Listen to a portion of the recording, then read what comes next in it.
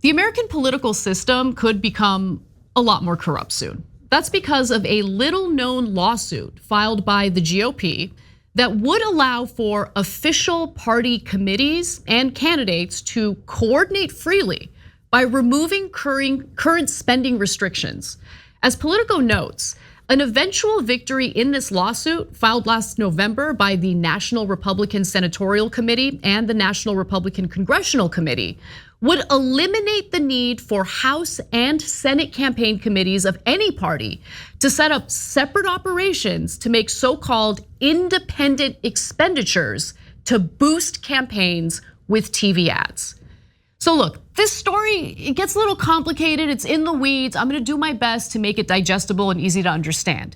But in order to fully understand how the victory for the GOP would actually transform our already weak campaign finance laws and exacerbate corruption in our political system, let's get into the details on what the current laws are before discussing how they could change.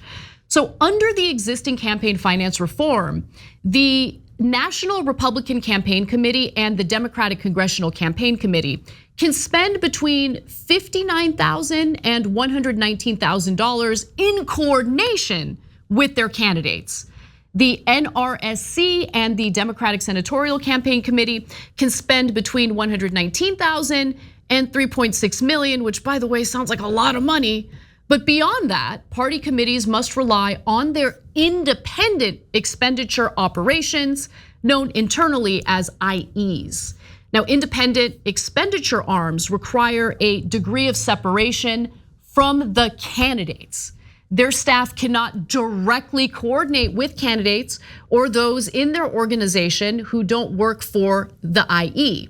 They communicate in code through so-called red boxes on hidden public websites during the fall TV ad campaigns.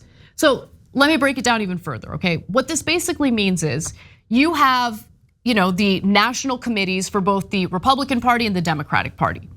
They fundraise, they raise a lot of money, and they've got a ton of money to spend and burn, right? Now they can coordinate with their candidates up to a certain amount and up to a certain amount of money specifically. However, past that amount of money, they're not able to spend and coordinate with these specific candidates. And while there are limits to how much money you can donate directly to an individual campaign, those limitations are less restrictive for national party committees. They can take in a lot more money, bigger donations, which tend to attract quite a bit of cash from moneyed interest, including Wall Street players and big banks. So let's take a look at the National Republican Congressional Committee back in 2020. So these are the top 2020 contributors to the NRCC, okay? So it's important to keep in mind that while you see Marcus Foundation, they donated nearly $1 million. Charles Schwab, nearly $1 million. Reyes Holding, nearly $1 million. You've got Energy Transfer LP, more than $500,000 in one election cycle alone to the Republican Party. Then you have Uline Inc., $513,775 in donations. It's important to note that there's a little trick being played here because the companies themselves are actually restricted from donating unlimited amounts of money to campaign committees. However, individuals associated with those firms, including executives, employees, and those people's immediate family members donate large sums instead, effectively on behalf of the company. So in other words, Marcus Foundation itself didn't technically give the NRCC nearly $1 million. Rather, people within and associated with the organization did. And individuals are able to donate larger sums of money to the committees on their own. When it comes to individual campaigns or candidates, the amount of money is actually much less, right? They can donate, I believe it's a little over $5,000 each election cycle to each specific candidate. But that amount is actually much larger when it comes to donating to the national party committees. Now, in addition, with committees working in concert with their candidates, millions of dollars will effectively be funneled into individual campaigns, allowing party committees to purchase TV airtime at much cheaper rates offered to candidates.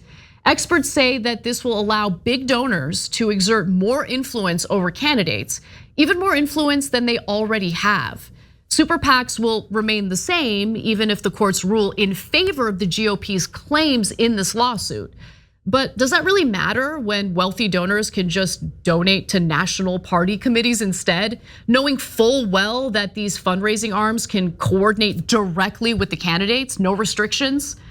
So what's the likelihood that this case gets decided in the Republican Party's favor? Unfortunately, very likely. So the case currently lies with Ohio District Court Judge Douglas Cole, a Trump appointee who only has to determine whether this case should be sent to the 6th Circuit for review. And look, he gave Republicans a lot of hope in early August when he ordered a speedy 3-month discovery period, which hints that this case is headed to the higher court for full arguments. In fact, Judge Cole indicated to attorneys involved in the case earlier this month that he was setting a fast timeline to get arguments up to the circuit court.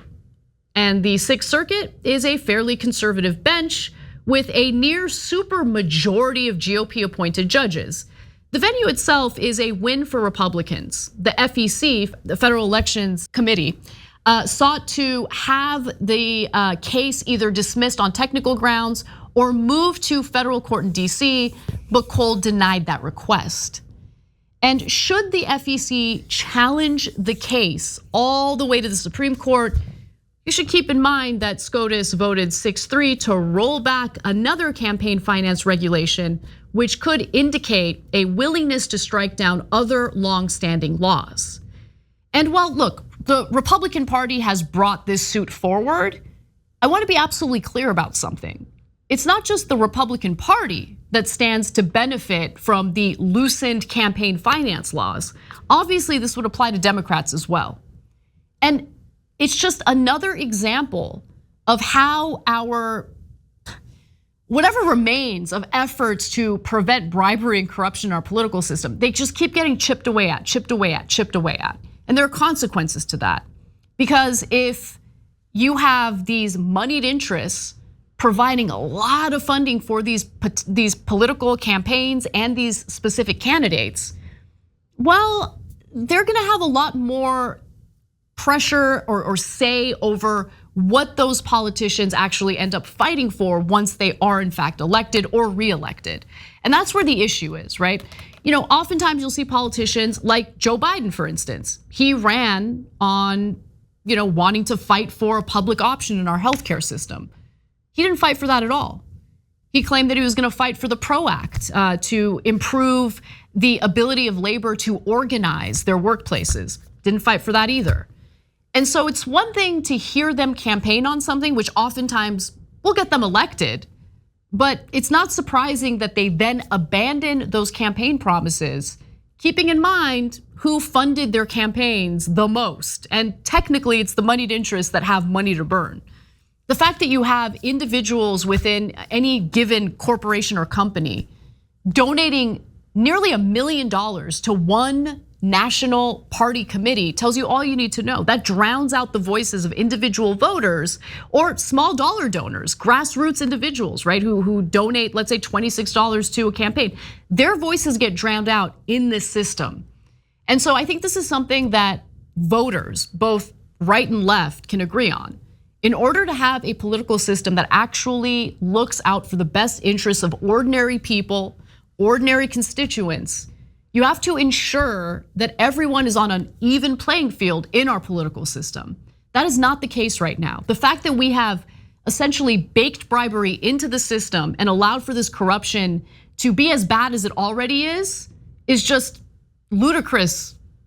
But it's about to get worse if the GOP gets its way with this lawsuit. Thanks for watching. If you become a member, you get to watch all this ad-free, except for, of course, this ad. Still, hit the join button below.